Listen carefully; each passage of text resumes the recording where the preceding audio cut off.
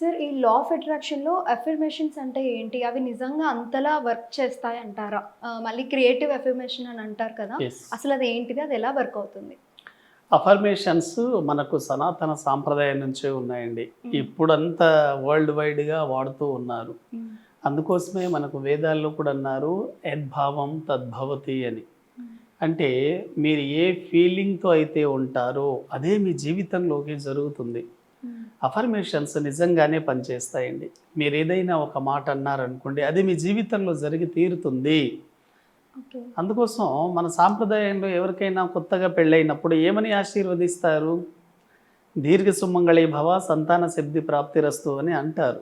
దానికి హ్మ్. రీజన్ ఏంటి? వాళ్ళు ఏదైతే చెప్తున్నారో అది నిజంగా వాళ్ళ జీవితంలో జరుగుతుంది. ఓకే. అఫర్మేషన్స్‌కి అంత పవర్ ఉంటుంది. అఫర్మేషన్స్ మీరు ఎలా పలకాలి అంటే పాజిటివ్‌గా పలకాలి. చాలామంది నెగెటివ్‌గా పలుకుతుంటారు. హ్మ్.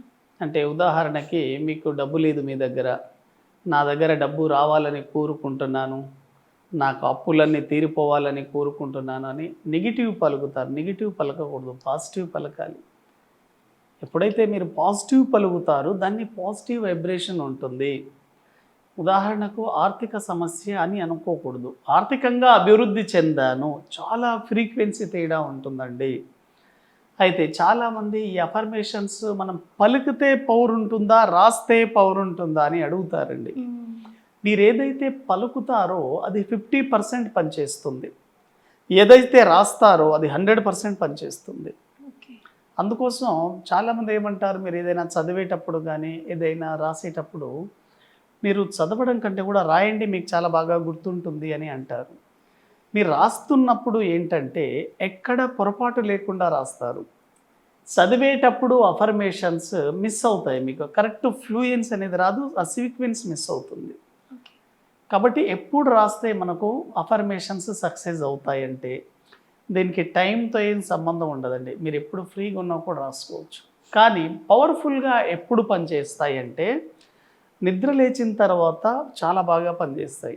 హ్మ్. ఎందుకంటే మన బ్రెయిన్ అప్పుడు డెల్టా స్టేట్లో ఉంటుంది. హ్మ్. మీ థాట్స్ చాలా ప్రశాంతంగా ఉంటాయి. అప్పుడు మీరు ఏది రాసినా కూడా మీ సబ్కాన్షియస్ మైండ్లో రికార్డ్ అవుతాయి. ఓకే. కాబట్టి మీరు ఏదైనా రాయండి. Any affirmations. అఫర్మేషన్స్ మీకు ఒక 5 ఏరియాస్ నుంచి తీసుకోండి. హెల్త్ పరంగా తీసుకోండి, కెరియర్ పరంగా తీసుకోండి, ఉద్యోగం వ్యాపార పరంగా తీసుకోండి, మనీ పరంగా తీసుకోండి, రిలేషన్ పరంగా తీసుకోండి. హ్మ్. మీరు ఏ ఏరియాని ఇంకా బాగా సక్సెస్ఫుల్గా డెవలప్ చేసుకోవాలి అని అనుకుంటున్నారు? మీరు ఫ్యామిలీలో వీక్ ఉన్నారా? ఫ్యామిలీ పరంగా పాజిటివ్‌గా రాయండి. ఓకే. ఉదాహరణకు మీరు భార్యాభర్తల మధ్య గొడవలున్నాయి. హ్మ్. దాన్ని మీరు ఎలా రాసుకోవాలి? ఎవ్రీడే మీరు రాయాలి. ఏదో ఒక టైంలో ఎవ్రీడే రాయాలి. కొంతమంది ఏమనుకుంటారు, మార్నింగ్ మాకు టైం కుదరదండి. ఆఫీస్ పర్పస్ కానివ్వండి, పర్సనల్ వర్క్‌లు కానివ్వండి, లేడీస్ అయితే వాళ్ళ స్కూల్‌కి పిల్లల్ని రెడీ చేయడం చాలా బిజీగా ఉంటారు. అటువంటి వాళ్ళు నైట్ కూడా రాసుకోవచ్చు. అంటే మా భార్యాభర్తల వైవాహిక జీవితం చాలా ఆనందంగా ఉంది. హ్యాపీగా ఉన్నాము.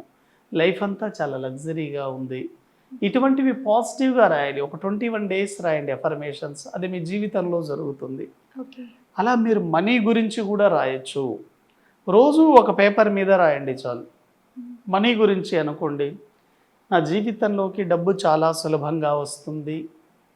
నా ప్రతి అవసరాన్ని డబ్బు తీరుస్తున్నందుకు డబ్బుకి కృతజ్ఞతలు. హ్మ్. డబ్బు నా మంచి మిత్రుడు.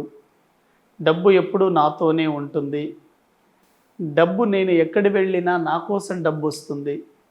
ఇటువంటివి మీరు డబ్బు గురించి రాస్తూ ఉన్నప్పుడు ఈ అఫర్మేషన్స్ అనేవి మీకు చాలా బాగా పనిచేస్తాయి. ఓకే. అంటే ఎన్ని టైమ్స్ రాయొచ్చు సార్ ఇవి? ఒక్క ఒక అఫర్మేషన్ ఒకసారి రాయండి. ఓహ్! అలా మల్టిపుల్ అఫర్మేషన్స్ రాయండి. రాసిన తర్వాత దాన్ని చదవండి. ఎందుకంటే చదవడం ద్వారా అది రికార్డ్ అవుతుంది మీ సబ్‌కాన్షియస్ మైండ్‌లో. హ్మ్. అఫర్మేషన్స్ చాలా చాలా బాగా పనిచేస్తాయి. ఓకే. మీకు ఉదాహరణకి పర్ మంత్ ఒక ఫిక్స్డ్ అమౌంట్ కావాలి. మీరు ఉదాహరణకు ఒక 3,00,000 సంపాదించాలనుకుంటున్నారు పర్ మంత్. నేను ఈ నెలలో 3,00,000 రూపాయలు సంపాదిస్తున్నందుకు విశ్వానికి కృతజ్ఞతలు అని 21 డేస్ రాయండి. ఓకే. కొంతమందికి డౌట్ వస్తుంది. సార్ ఈ రాయడం ద్వారా డబ్బొస్తుందా అనుకుంటారు. హ్మ్. రాయడం ద్వారా మీ అకౌంట్‌లోకి డైరెక్ట్ 3,00,000 అమౌంట్ రాదండి. మీరు రాయడం ద్వారా ఆ 3 లక్షలకు సంబంధించిన మనీ అవకాశాలు మీ జీవితంలోకి కనిపిస్తాయి. ఓకే. మీకు ఉద్యోగం పరంగా కావచ్చు, వ్యాపారం పరంగా కావచ్చు, మీ ఫ్రెండ్స్ ద్వారా కావచ్చు, అవకాశాలని మీరు అట్రాక్ట్ చేస్తారు ఫస్ట్. అవి వస్తాయి మీ జీవితంలోకి. Very very important. ఎందుకంటే అఫర్మేషన్స్ రాయాలి.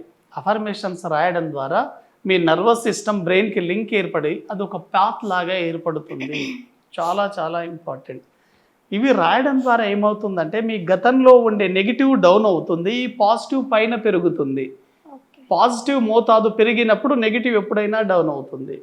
మీరు ఒక మురికి నీటిలో ఎంత పాజిటివ్ నీరును పోసినప్పటికీ కూడా అది మురికిగానే మారుతుంది. ఫస్ట్ ఆ మురికిని బయటికి తీసేసి పాజిటివ్ని నింపినప్పుడు అది పాజిటివ్ బాగా వస్తుంది. కాబట్టి అఫర్మేషన్స్ చాలా పవర్ఫుల్గా పనిచేస్తాయి.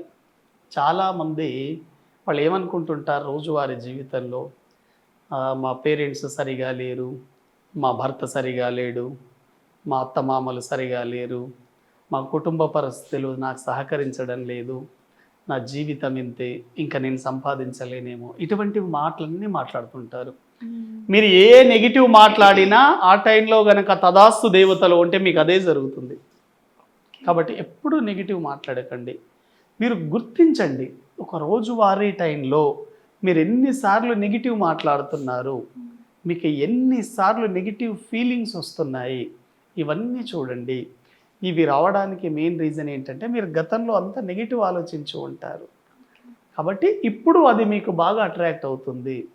కాబట్టి అఫర్మేషన్స్ మీరు ఏదైనా రాసినా కూడా, ఏదైనా చెప్పినా కూడా పాజిటివ్గా చెప్పాలి. పాజిటివ్ అఫర్మేషన్స్ మీకు చాలా చాలా బాగా పనిచేస్తాయండి. ఈ పాజిటివ్ అఫర్మేషన్స్ మీ జీవితంలో నిజంగా జరిగినప్పుడు కూడా వాటిని రిసీవ్ చేసుకునే మూడ్లో కూడా మీరు ఉండాలి. అప్పుడు చాలా ఎక్సలెంట్గా పనిచేస్తాయి. అఫర్మేషన్స్ మీరు ఏదైతే మాట్లాడతారో అది చాలా చాలా పవర్ఫుల్. మాటే మంత్రం. కాబట్టి మీరు ఏది మాట్లాడినా నిజమవుతుంది. మీకంత పవర్ ఉంది, అది మీకు తెలియదు. Okay. Very well said sir. ఈ క్రియేటివ్ అఫర్మేషన్స్ అనేవి మన లైఫ్లో ఎలా వర్క్ అవుతాయి, మనం దాన్ని ఎలా చేసుకోవచ్చు అనేది కూడా చాలా చక్కగా ఇది ఒక రెమెడీ లాగా చెప్పారు. చాలా థ్యాంక్స్. అయితే మనీ పవర్ క్లాస్లో దీని గురించి ఇంకా డీటెయిల్గా మీకు ఎక్స్ప్లెనేషన్ చేయడం జరుగుతుంది, ఎలా రాయాలి, ఎలా చేయాలి అనేది. ఓకేనండి. Okay sir. Thank you.